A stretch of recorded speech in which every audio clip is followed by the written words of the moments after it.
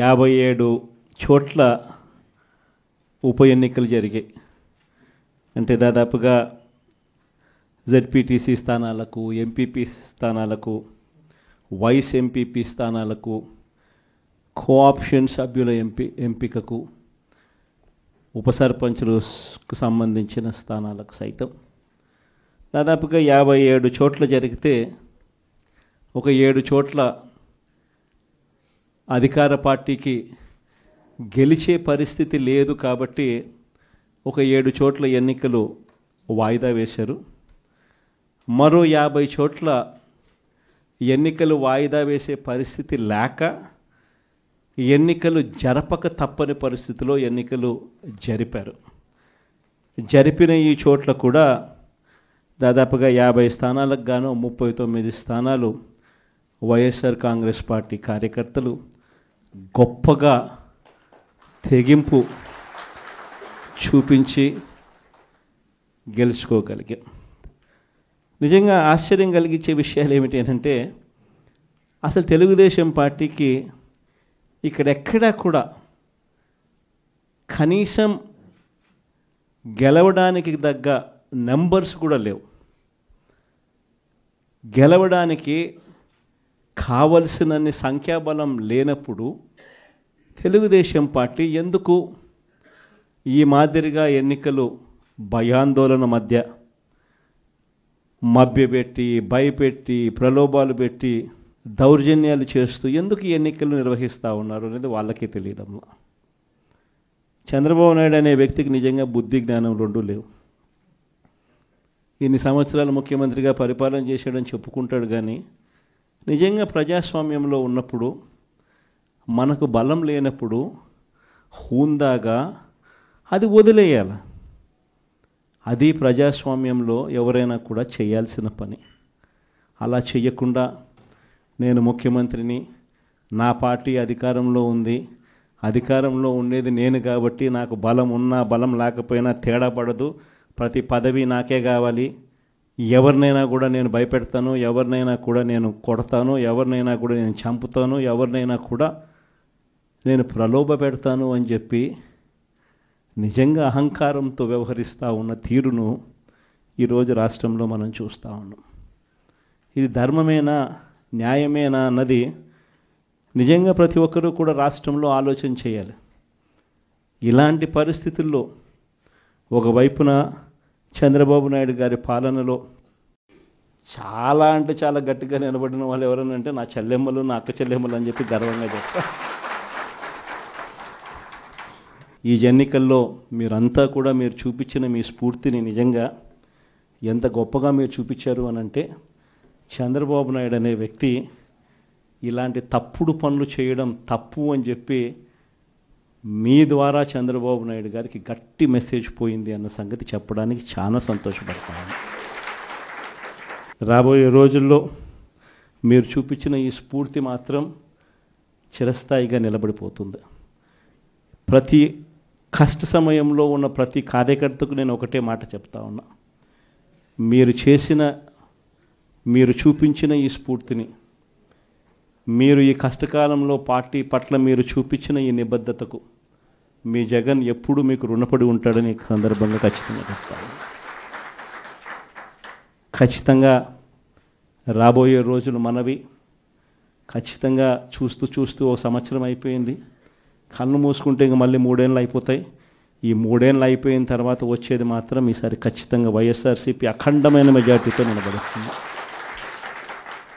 ఈసారి వచ్చినప్పుడు మాత్రం మీ జగన్ కార్యకర్తల కోసం ఖచ్చితంగా ఉంటాడని మాత్రం ఖచ్చితంగా చెప్తాను. ఎందుకనంటే జగన్ 1 పాలనలో బహుశా కార్యకర్తలకి నేను చేయాల్సినంత బహుశా చేయలేకపోయి ఉండొచ్చేమో. ఎందుకంటే రావడమే కోవిడ్ వచ్చింది, మనం ఎన్నికలు అయిపోయేసరికి జూన్ అయ్యింది, మార్చి కల్లా కోవిడ్ వచ్చింది. దాని తర్వాత కోవిడ్ సమయంలో మీ అందరికీ తెలుసు 2 సంవత్సరాలు కోవిడ్. ఆ 2 సంవత్సరాలు ప్రజా ఆరోగ్యం గురించి, ప్రజల ఆరోగ్యం గురించి, వాళ్ళకు ఎటువంటి ఇబ్బందులు రాకుండా చూసుకునే దాని గురించే మొత్తం ఎనర్జీస్ అంతా కూడా పెట్టాల్సి వచ్చింది. కాబట్టి బహుశా చేయాల్సినంత అంత ఇదిగా కార్యకర్తలకు అంత తోడుగా ఉండకపోయి ఉండొచ్చు. కానీ జగన్ 2లో మాత్రం అలా జరగదు. ఖచ్చితంగా అందరికీ మాటిస్తూ ఉన్నాను, కార్యకర్తల కోసం జగన్ ఎంత గట్టిగా నిలబడతాడో వచ్చే ఎన్నికల తర్వాత ఖచ్చితంగా అది కూడా చేసి చూపిస్తానని కూడా ఈ సందర్భంగా చెప్తా ఉన్నా.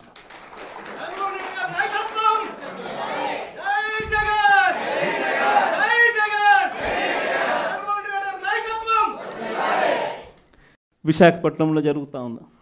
విశాఖపట్నంలో ఉన్న 98 స్థానాలకు 58 స్థానాల్లో 56 స్థానాల్లో వైసీపీ గెలుస్తుంది. ప్రజాస్వామ్యంగా మేయర్ వైసీపీ మేయర్. అలాంటి ప్రజాస్వామ్యబద్ధంగా గెలిచిన మేయర్ మీద అవిశ్వాస తీర్మానం. మన కార్పొరేటర్లందరినీ మనం క్యాంపులోకి తీసుకొని పోయి మనోళ్ళు పాపం జాగ్రత్తగా పెట్టుకునే ప్రయత్నం మనోళ్ళు చేశారు. క్యాంపులు లేకపోతే ఇళ్లకు పోలీసులు వస్తున్నారు, వచ్చి భార్యలతో మీ మొగుళ్ళు ఏడుండారో మీరు చెప్పకపోతే మిమ్మల్ని స్టేషన్లోకి తీసుకొని పోతామని చెప్పి పోలీసులు విశాఖపట్నంలో 40వ వార్డు కార్పొరేటర్ ఇంటికి పోలీసులు పోయి భార్యతో మాట్లాడిన మాటలు నిజంగా అసలు ఏమన్నా బుద్ధి జ్ఞానం ఉన్నోళ్ళు ఎవరైనా చేస్తారా? పోలీసుల్ని మాదిరిగా వాడుకునే కార్యక్రమం. రామగిరి మండలం మన అనంతపురం జిల్లాలో ఇక్కడ కూడా ఆశ్చర్యకరమైన విషయం.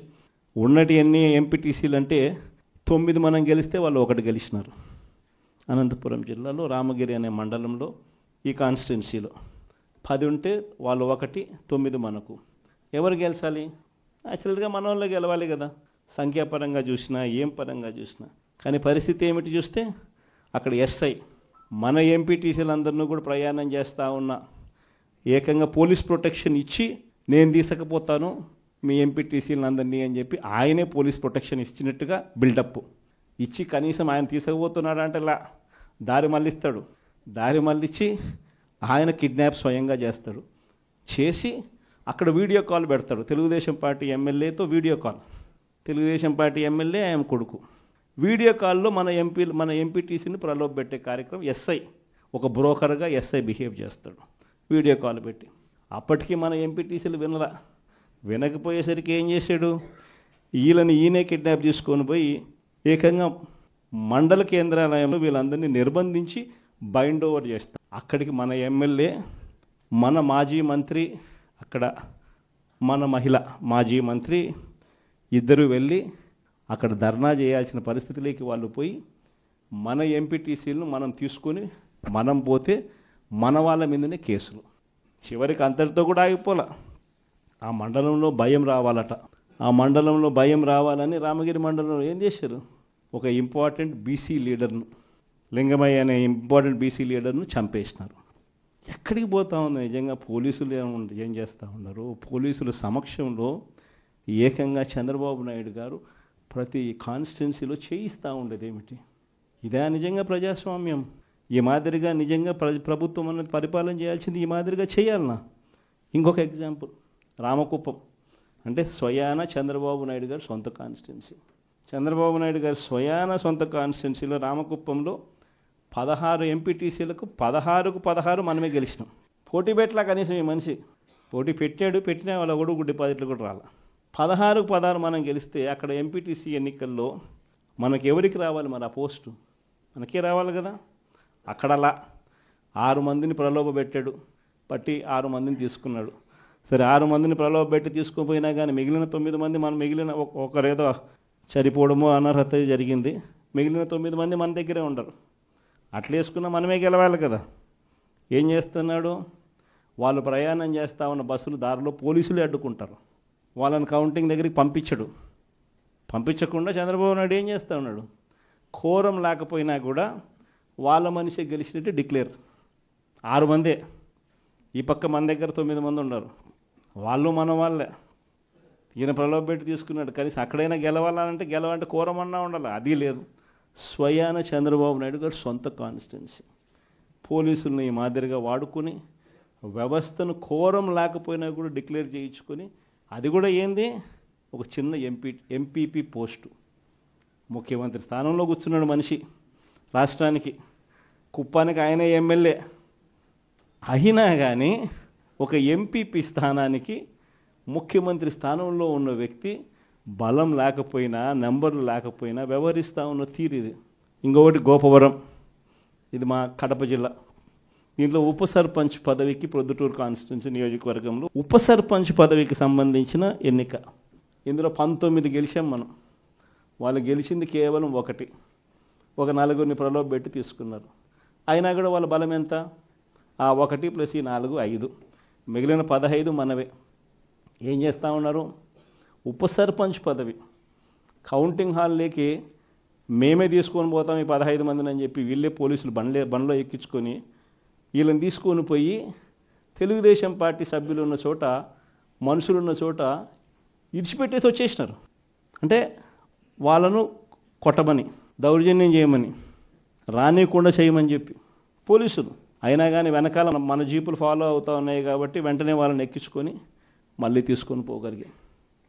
తీసుకొని పోయేసరికి కౌంటింగ్ హాల్లోకి పోయేసరికి మన ఎమ్మెల్యే అభ్యర్థిని లోపలికి పంపించరు. మన ఎమ్మెల్యే అభ్యర్థి రారు, కానీ వాళ్ళ మనుషులందరూ లోపల ఉంటారు. అక్కడ ఇంకా నకిలీ వార్డు మెంబర్లతో ఐడి కార్డులు క్రియేట్ చేసి ఎన్నికల అధికారి లాస్ట్కి అది నకిలీ, ఇవి మేము ఒప్పుకోము అని చెప్తే ఎన్నిక వాయిదా జరిగింది. అది మళ్ళా రెండో రోజు మళ్ళీ ఎన్నికకి పిలిచినారు. రెండో రోజు మళ్ళీ ఎన్నికకి వెళ్ళిపోతే రెండో రోజు ఏమంటాడు, ఎన్నికల అధికారి గుండెపోటు అంట. మళ్ళీ వాయిదా. బలం లేనప్పుడు ఇవన్నీ చేస్తూ ఉన్నారు. నేను చెప్తా ఉన్నా, ఎన్ని ఎగ్జాంపుల్స్ ఏదైతే చూస్తూ ఉన్నాం. ఇంకో చోట తుని నియోజకవర్గం 30కి 30 మనమే గెలిచాం. మరి వీళ్ళ దగ్గర నెంబర్లు ఎక్కడున్నాయి, బలం ఎక్కడుంది, ఏముంది? అయినా కానీ వైస్ చైర్మన్ పోస్టు వాళ్ళకే కావాలని చెప్పి ఏకంగా అడ్డంకులు క్రియేట్ చేయడం, వాయిదాల మీద వాయిదాలు వేయించడం, చివరికి ఏ స్థాయిలో భయపెట్టే కార్యక్రమం చేసినారంటే మున్సిపల్ చైర్మన్ అనే అభ్యర్థి ఆడాయమ మున్సిపల్ చైర్మన్, నాకు ఈ పదవి వద్దు, నీ ప్రభుత్వంలో నాకు ఈ పోస్టు వద్దు అని చెప్పి రిజైన్ చేసి తీసుకోపో చంద్రబాబు అని చెప్పి చెప్పింది. అంటే ఆ స్థాయిలోకి ముఖ్యమంత్రులుగా ఉన్న వ్యక్తులు.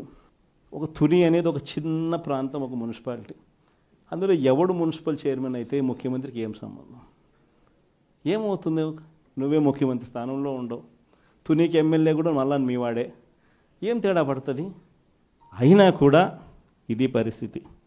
ఇంకొకటి అత్తిలి 20కి మనం గెలిచింది 16, వాళ్ళు గెలిచింది, కూటమి ప్రభుత్వం గెలిచింది 4. ఆ 16లో ఒకడు సమ్ రీజన్ తను డిస్క్వాలిఫై అయినాడు. అంటే 15 మనకు, 4 వాళ్లకు. మరి ఎన్నికలు మనమే గెలవాలి కదా. అందరూ మన దగ్గరనే ఉండరు.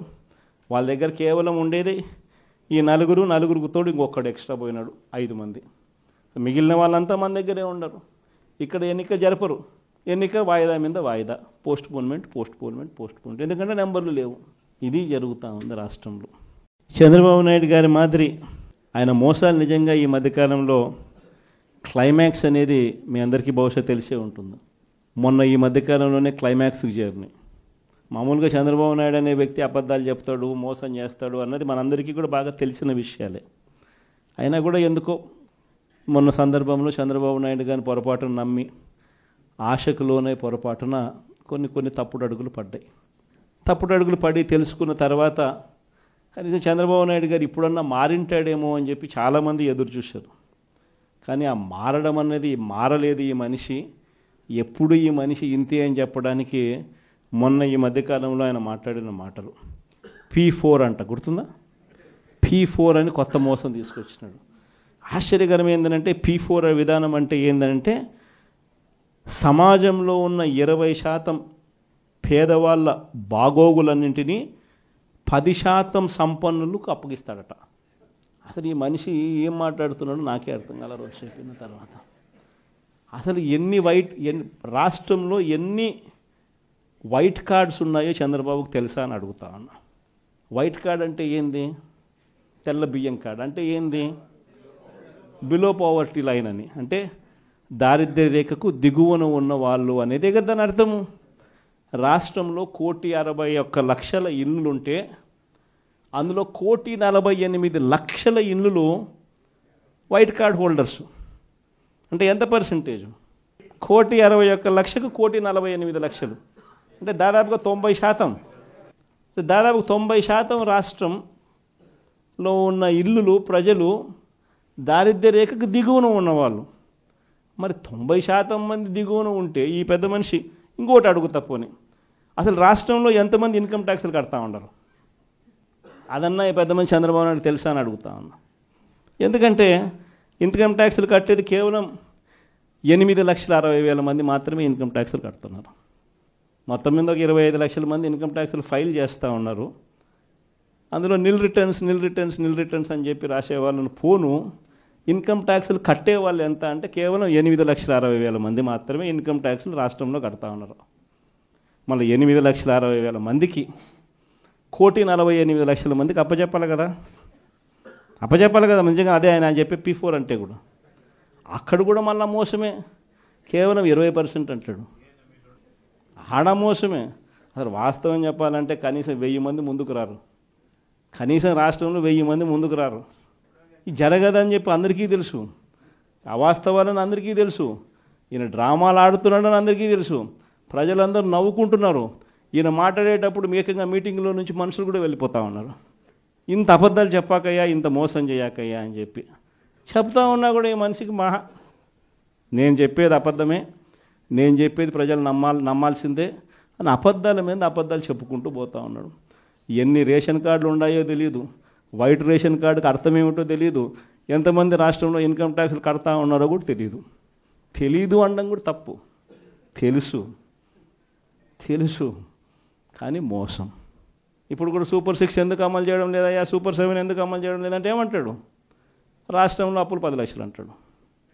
ఎన్నిసార్లు చెప్పాలయ్యా నీకు రాష్ట్రంలో అప్పులు ఎంత ఉన్నాయి అని చెప్పి 6.5 లక్షల కోట్లు రాష్ట్రంలో అప్పులు ఉన్నాయని చెప్పి నువ్వే అసెంబ్లీలో ప్రవేశపెట్టిన నీ బడ్జెట్ డాక్యుమెంట్లో నువ్వే చెప్పించావు.